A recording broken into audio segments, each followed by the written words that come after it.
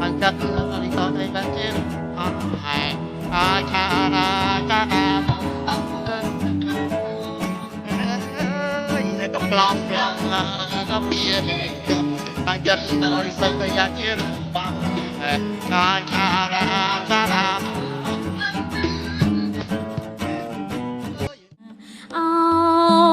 สัตว์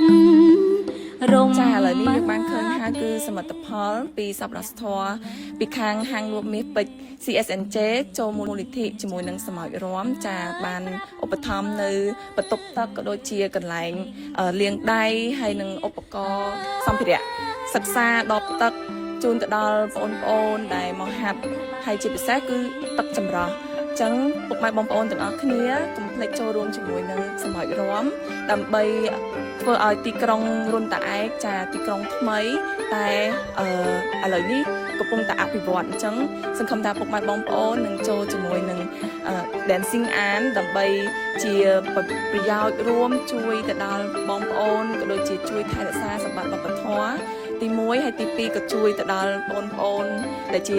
សសរទ្រូងកម្ពុជាយើងឲ្យគាត់មានកម្លាំងទឹកចិត្តហើយការអភិវឌ្ឍនៅក្រុងរុនតាឯកនេះគឺសង្ឃឹមថាទៅមុខទៀតនឹងមានការអភិវឌ្ឍឲ្យច្រើនជាងនេះចាអរគុណ